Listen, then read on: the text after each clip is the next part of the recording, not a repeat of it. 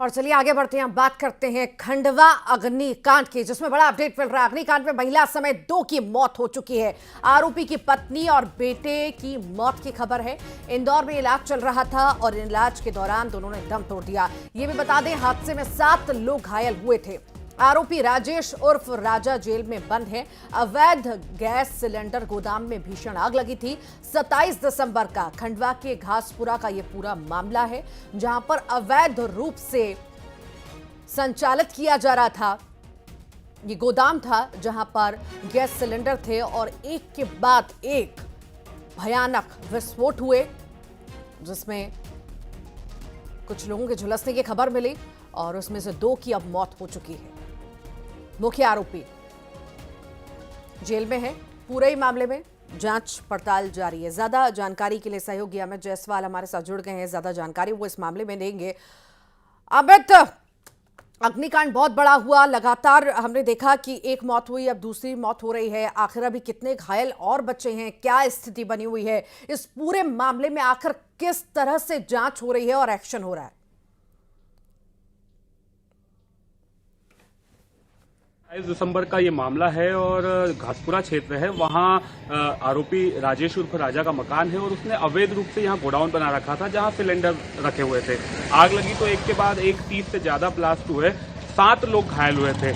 सबसे ज्यादा जो घायल थे माधुरी और दीपक, जो आरोपी राजेश उर्फ राजा के पत्नी और बेटे हैं। इन दोनों की जो इंदौर में उपचार चल रहा था और वहां इलाज के दौरान इनकी मौत हो गई। इसके अलावा अन्य जो 5 घायल हैं उनका भी उपचार खंडवा के अस्पताल में किया जा रहा है, जिसमें उसका एक और बेटा रोशन भी शामिल है।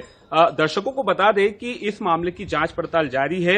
इस मामले में फूड इंस्पेक्टर सस्पेंड किए जा चुके हैं, जबकि जो जिले के खाद्य अधिकारी उनको नोटिस जारी किया गया है। इसके अलावा अब तक 4 एफआईआर दर्ज हो चुकी है और अब पुलिस इस मामले में गैर इरादतन हत्या के जो आरोप में एक और एफआईआर जो है आरोपी राजेश उर्फ राजा पर कर सकती है। दर्शकों को ये बता दें कि जहां ब्लास्ट हुए थे वहां अब भी जो है कहीं ना कहीं जो आग है वो अभी भी है, नीचे से धुआं निकल रहा है। कुछ देर पहले ही वहां पर एक और फायर ब्रिगेड भेजी गई थी। लोगों ने कहा था कि धुआं निकल रहा है। सिलेंडर वहां मलबे में अब भी दबे हुए हैं। जो आरोपी है उसने अपने जो घर को पूरा कारखाना बना रखा था, तहखाना अंदर बना रखा था, वहां पर इस तरह का वो अवैध काम करता था और इस काम की जद में उसका ही परिवार आया है। उसके परिवार के 2 सदस्यों की मौत हुई है। ऋतु, ठीक, आप लगातार बने रहिए। मिथिलेश भी हमारे साथ जुड़ गए हैं। मिथिलेश, ये कोई पहली तस्वीर नहीं है कि जहां पर अवैध रूप से इस तरह से संचालन हो रहा हो, गैस के सिलेंडर रखे गए हों। कई ऐसे हादसे सामने आते हैं, पर शायद समय पर सबक नहीं लिया जाता। इसके बाद इसी वजह से बार बार ऐसे हादसे सामने आते हैं और कई सारी जानें चली जाती हैं। देखिए ऋतु, सबसे पहले मैं बताना चाहूंगा आपको कि जब कोई हादसा होता है तो उसके बाद प्रशासन कार्रवाई करता है। ताबड़तोड़ कार्रवाई देखने को मिलेगी आपको, एक के बाद एक बड़ी कार्रवाई देखने को मिलती है। यानी सब कुछ पहले से पता होता है।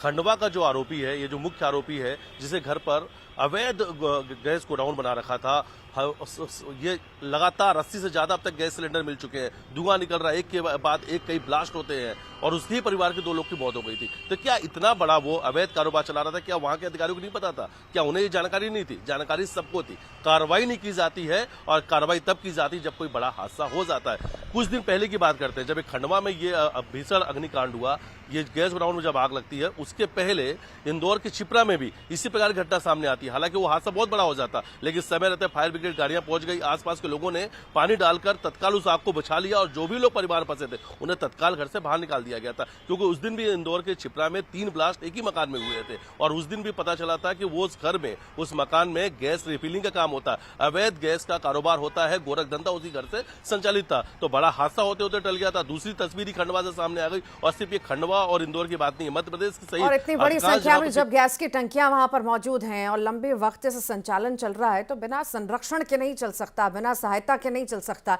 ये भी बड़ी बात है। हालांकि देखने वाली बात होगी इस पर किस तरह से रोक लगती है या ताबड़तोड़ कार्रवाइयां आने वाले समय में भी जारी रहती हैं और इस तरह की तस्वीरें देखने को नहीं मिलती है। फिलहाल के लिए बहुत शुक्रिया दोनों का। टीकमगढ़ की हम बात करते हैं, जहां पर किसान की मौत हो गई है। करंट की चपेट में आने